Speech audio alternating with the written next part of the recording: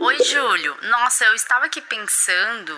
Passamos tanto tempo falando dos benefícios da vacina e falando para as pessoas terem cuidado com medicamentos e terapias sem comprovação, mas vira e mexe, isso volta a aparecer, né?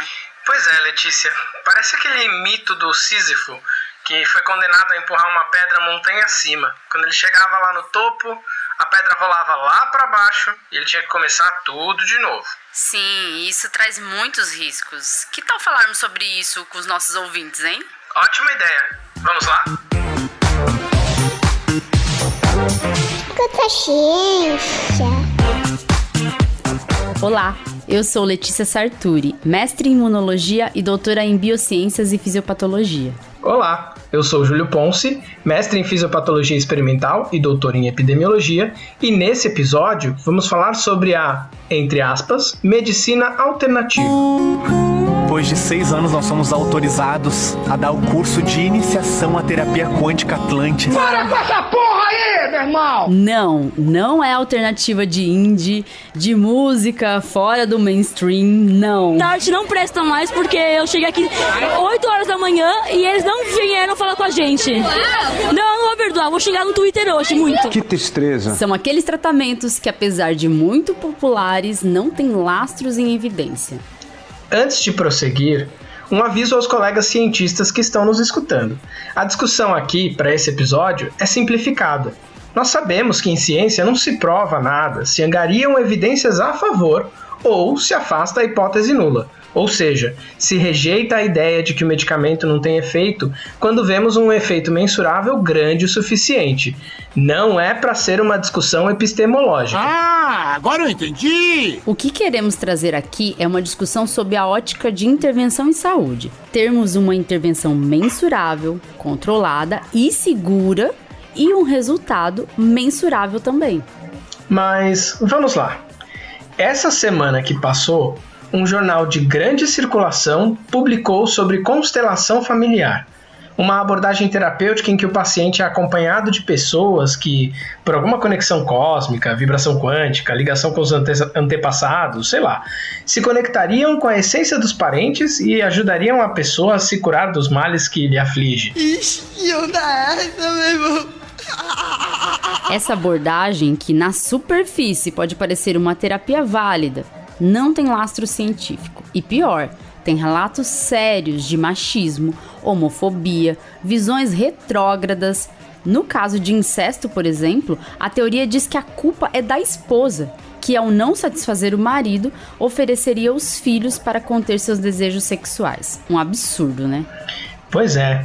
E os poucos estudos com relação a essa prática, que mostram algum tipo de melhora, indicam que ela se dá por uma questão de empatia do paciente, de participação dos demais atores e da conexão com o terapeuta. Mas não dá lastro para a técnica em si, já que os mesmos resultados podem ser obtidos simplesmente com uma boa conversa. E quando ela é danosa, ela pode ser muito danosa. Por isso, hoje em dia, há uma grande resistência dos cientistas a incluir esse tipo de terapia em varas judiciais familiares, por exemplo. Por ter esse viés machista, essa abordagem não corrige os problemas familiares e pode até agravá-los.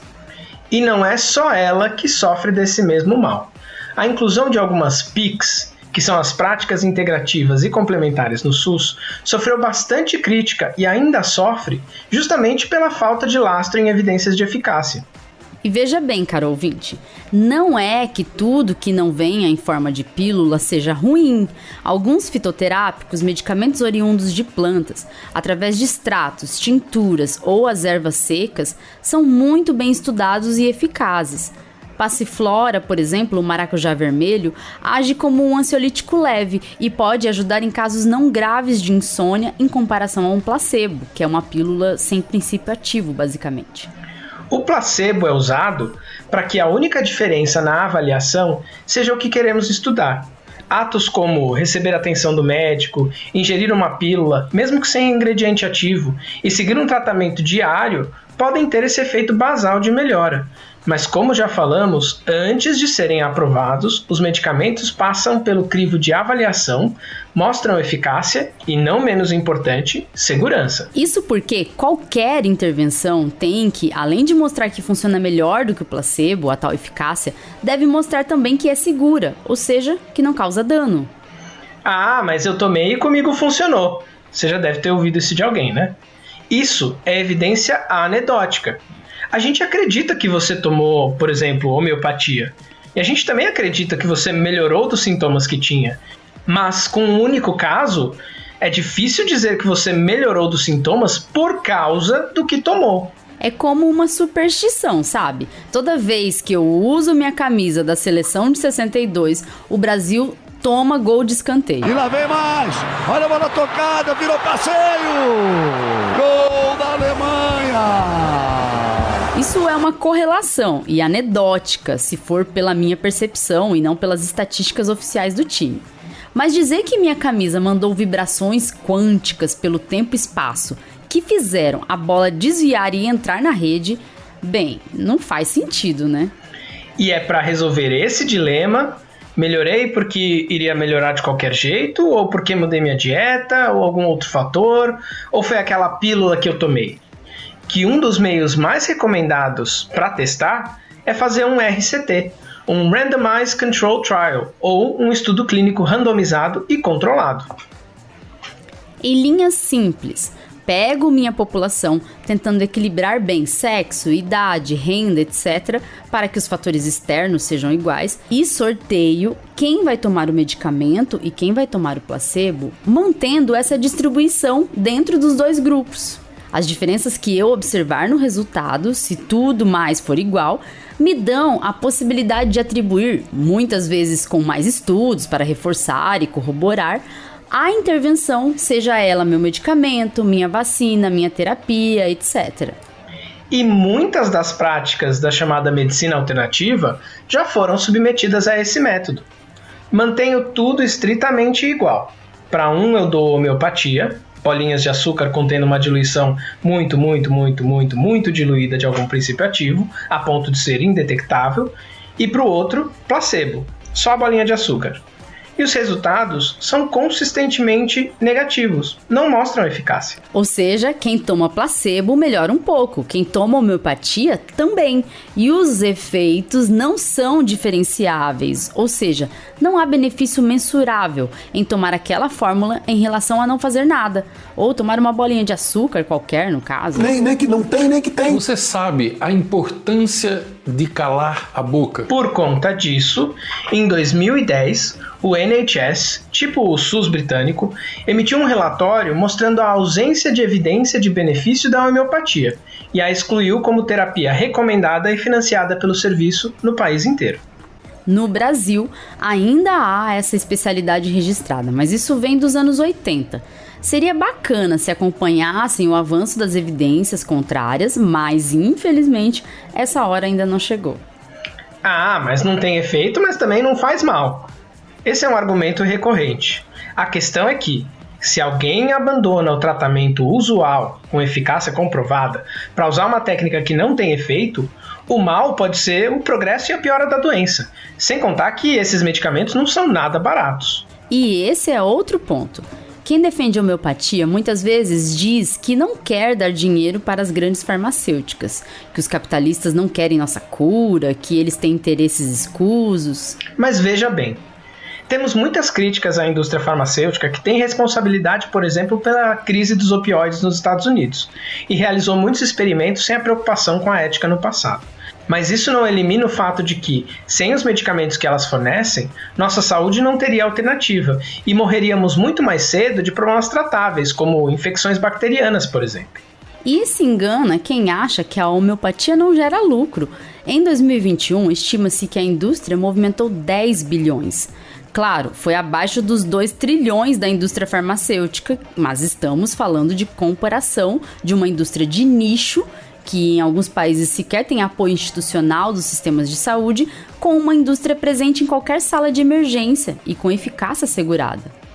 E veja bem, Quando falamos da indústria farmacêutica e seus defeitos, o que exigimos é fiscalização e comportamento ético, que passa por avaliar preços abusivos, garantir acesso, mas também eficácia e segurança, que a medicina alternativa não consegue garantir. E é nessa questão de segurança que mora um outro problema grande: a falta de regulamentação e padronização.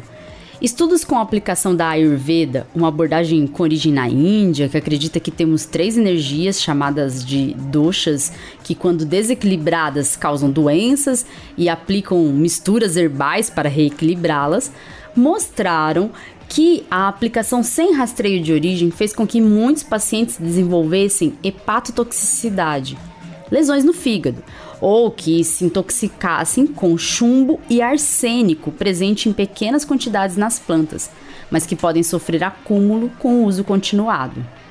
E não estamos aqui querendo dizer que algo é menos válido por ter vindo de fora do eixo Estados Unidos-Europa. Por exemplo, baseado em tradições medicinais chinesas, a pesquisadora Tu Yuyu extraiu um composto da artemisia, uma planta usada há muito tempo para curar febres. Esse composto, a artemisina, se mostrou muito eficaz contra a malária, cujo sintoma principal é febre. Ou seja, usando um conhecimento tradicional, mas submetendo-o ao crivo que se exige das demais terapias modernas, descobriu-se algo de valor e impacto farmacêutico. Ela, por conta disso, ganhou o Nobel de Medicina e Fisiologia em 2015. Se essas tradições milenares de povos nativos ou de culturas fora do eixo europeu e estadunidense puderem ser mais pesquisadas, e a gente sabe que falta fomento, interesse nisso, e revertendo em um benefício para as comunidades nativas, todos temos a ganhar. A ciência com o conhecimento e a sociedade com uma nova forma, com embasamento em evidências, de tratar doenças e sintomas. E a gente sabe também que muitas das queixas com a medicina moderna é o tratamento de sintomas, não dos pacientes. São os profissionais sobrecarregados e estressados que não ouvem com atenção as queixas e que muitas vezes o elogio contrastante que ouvimos em relação às terapias alternativas é esse foco no paciente. É importante, no entanto, termos um sistema de saúde humanizado, cuidadoso, que veja o bem-estar do paciente em todas as suas facetas. Mas essa crítica não pode ser motivo para se agarrar a qualquer tratamento. Afinal, usar algo sem esse conjunto de evidências a favor da eficácia te deixa exposto a todos os riscos, sem sequer ter a chance de algum benefício. Por isso, escuta a ciência. Tchau, tchau e até o próximo episódio. Ei, ouvinte, não vai embora ainda não. Você sabia que agora você pode apoiar o Escuta a Ciência? Sim, nós criamos um Apoia-se para o Escuta a Ciência. Você poderá nos ajudar a ampliar nosso trabalho e custear os gastos que temos para semanalmente colocar o Escuta a Ciência no ar. Você pode nos apoiar com valores a partir de R$2, viu? A gente nem tá pedindo muito. E ainda terá recompensas que incluem dar pitacos no podcast, sugerir temas, um grupo exclusivo para apoiadores, episódios exclusivos e até sorteio de brindes com temas científicos. Entra no link do Apoia-se que está na descrição do episódio. Esse link aqui, apoia.se/Escuta a Ciência Podcast, tudo junto e sem acento. Apoie nosso trabalho. Fazemos isso por amor e dedicação, mas queremos fazer cada vez melhor para você, por você. Seu apoio é importante. Se você não puder apoiar com dinheiro, não se preocupe. Nos ajude divulgando o Escuta a Ciência. Obrigada por acreditar que a ciência deve ser escutada.